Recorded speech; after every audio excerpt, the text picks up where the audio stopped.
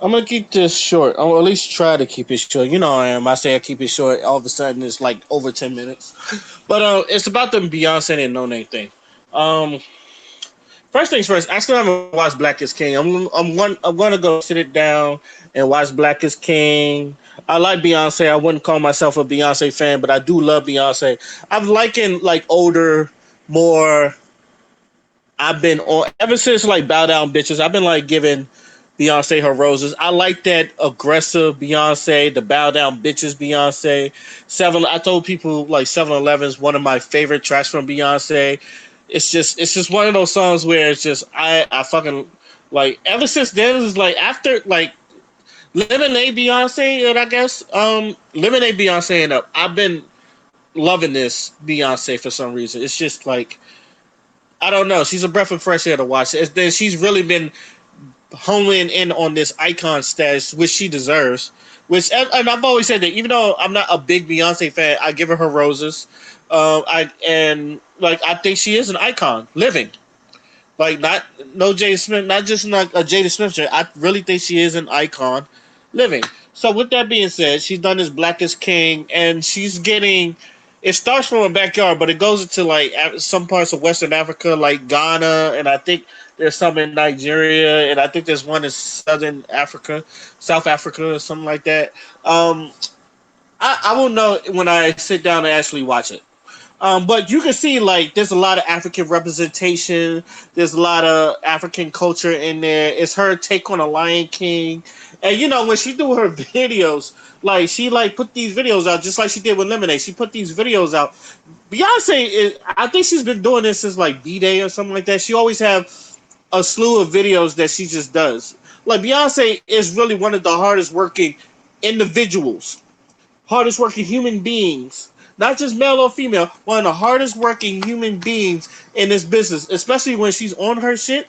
She is on her shit. You can't tell her nothing. Beyonce goes out there, she does her work, she is talented, she deserves everything that she's getting from it. With this being said, I don't know much of No Name. But you know, people who say things about No Name is just like, yeah, No Name can rap. It's like No Name. She's a rapper. People looked her stuff. They liked her stuff and all that other stuff. And you know, there was people on her side with J Cole when the whole J Cole. I know I got into a debate, which I was trying to avoid. I'm gonna be honest with you. I was trying to. I was really trying my hardest to avoid this conversation, and I end up getting into it. So I've had that conversation. In short, look, I don't think J. Cole was look, he responded, but I don't think he was being disrespectful. Just keep it short. I don't think he was being disrespectful, and I don't think you telling people to check your tone is very disrespectful. But I feel like when you're on the bottom, everything feels like oppression to you, and I think that's how a lot of people look at it. When you're on the bottom, and then it's just like someone tells you to do something. It's just like you feel like they're just telling you to do it just because it's like, oh man, you're oppressing me. It's just um, not everything is oppression. Let me just say this. And I'm saying, and I'm speaking for myself here. Not everything is oppression. Sometimes some people keep you game, and it will help you out in the long run. And you know, when older people tell young people to pull their pants up, it's just you look stupid. Like only time I really sag my pants is when I don't have a belt, or when it was a point where I was losing weight and like the pants was like too big for me and all that other stuff. This was like when I was in the boot camp and I was really losing weight, and I was like shit was just loose. So a lot of like I remember I had these dress blue pants and they kind of sagged on me because I went from 188 to like 169. So with that being said, like they kind of sagged on me and like the first classes and the first classes and the older veterans, it was like they looked at me and they see me, it's like, yo, you need to hem those up. And I eventually I did hem them up until like I started gaining weight, and then I had to get new pants. I was like, yeah, these shits is too tight, and I'm like, when other new first guys was like, bro, you need to like you gotta get a new outfit because them shits is just like real tight on you and all that other stuff. Obviously, you gained the weight back or something like that. So some things is just not impressed. So with that being said, let me before so I won't get nothing wrong. Let me look up No Names, um, No Names tweet about Beyonce because I want to make sure I get it right. And then like I'm gonna probably I know it's on Twitter somewhere. Someone has the picture of it. Here we go. Um, We love an African aesthetic draped in capitalism. Hope we remember the black folks from the continent whose daily lives impacted by U.S. imperialism. If we can uplift imagery, I hope we can uplift those who will never be able to access it. Black liberation is a global struggle. And that was her tweet and all that other stuff. And this is why I never really considered myself pro-black. I do consider myself black first. I don't know. Maybe some people look at it and say, I don't know. I think of it as different. And maybe it's because of the people. Because every time I see a pro-black person, they're never happy. And then it's always oppression. And look, I understand where we are, and I'm not oblivious to where we are. But sometimes I'm not gonna lie. I mean, there are times where, nigga, I don't want to hear this oppression shit all the fucking time. I don't want to hear this shit. Well, the white man, white supremacy all the fucking time. I know it's there. It's not. It's not one of those all white people. I'm not saying all white people ain't bad, like no cool shit. But sometimes it's just like when I see black people doing stuff and they're having fun, and I feel like there's always that one negative motherfucker that's just, you know what? People are still starving. Y'all having all this fun, and people are still starving, and then people are still, and then it's like, yo, shut the fuck. And I'm speaking for myself here. This is where I go, hey, yo, shut the fuck up. Like, please, please. I know. It's like, and this is where it's like, you know, yeah, this impression. Look, I'm not going to tell nobody how to feel. I'm not going to tell nobody how to, do what they're supposed to do. You're going to do what you're supposed to do. But at the same time, we need to start celebrate shit that we see, and then like especially when someone is doing something on a positive note, and then you want to bring your negative ass to it. I don't like that. I'm looking at the Beyonce, and from the snippets I've seen, it's just like you could tell she's representing African culture correctly. And like she's doing it to put these people out there. She's using her platform. You could tell, like from the snippets, she's using her platform to probably bring artists that from all that soca music, because I don't like people like soca music here, but it's not really big here. Like reggae, like if you could put dancehall was still like people still like dancehall, especially the old school dancehall, like the Beanie Mans, the Sean Pauls, and Bounty Killer, and all that other stuff. Like people were still looking at, but not that many people know about soca music. Like I know little about soca music, but I know like some of that shit is really fucking good, and it's just like some of them artists are really good over there. Like my friend put me on Joey B, and he got this song called Cigarette, and I fucks with this song. I don't understand what he's saying all the time. And my friend will always like throw me soca music, especially if they're from Ghana, because he's from Ghana himself. Like he'll throw it to me, and I'm like, yo, I can vibe with this. This shit is really good. So with that being said, I feel like Beyonce was doing the same thing. Like you're bringing soca music to American artists that American artists could probably look at them, and then like you could get it popping over here, just the way K-pop did. Like, like I know K-pop isn't respected, but K-pop is good enough where like it has a strong ass fan base over here, and I mean strong. BTS is killing the game over here, and I think they're top dog over here, and they're going to be performing at the MTV Movie Awards. So you're going to see. I don't think it's going to be a big old public place, but you're going to see like a lot of people fangirling, especially a lot of women fangirling and all that stuff. But with that being said, I'm not here to drag NONAME, but it's one of those things where it's just like.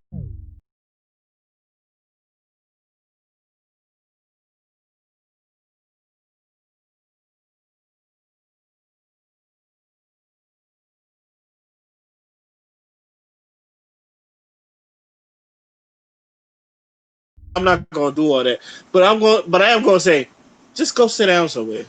All right, take your negative ass somewhere over there and all that stuff. And I don't even think she was trying to be super negative, but it came off as negative, and it's just like that's why people know. Like you can see, she never really responded either. So maybe she probably realized it herself. She was like, maybe I should take a step back. And it's just that, like, I look, I understand. Like with this year, I don't. I understand a lot of things, like people not wanting to celebrate the July 4th. What the fuck is there to celebrate for? I understand that, and I told people, and I told people, and I did a video that I'm still celebrating July 4th. You know, because of my military backgrounds and all that other stuff. But there are people, but I don't want people. I had to get away from Facebook because it was a lot of people was just like they like their negativity, and some people's negativity is just like you they're just sad. A lot of people are just really sad, and I understand. Like, but there are some people like you still. It's still like we're alive. We see a brighter day and all that other stuff. It's just like we're not oblivious, but you know what? I'm just gonna enjoy my day. I'm just gonna cherish what I have right here, and just have a blast. All right, just that's what people are doing. And then you got these people. How could you have such a good time when yo? It's I'm not running from it, and I'm not telling you not to do it. But can I just have my fun? Can I just be? I look. It's funny because I watched The Office and like they was about the there was an episode where Dunder Mifflin was about to go under, and Jim was like co-manager and Michael was like Michael. He brought up this game where it was like a murder, like a old murder scene, just to keep the people happy, and it was working.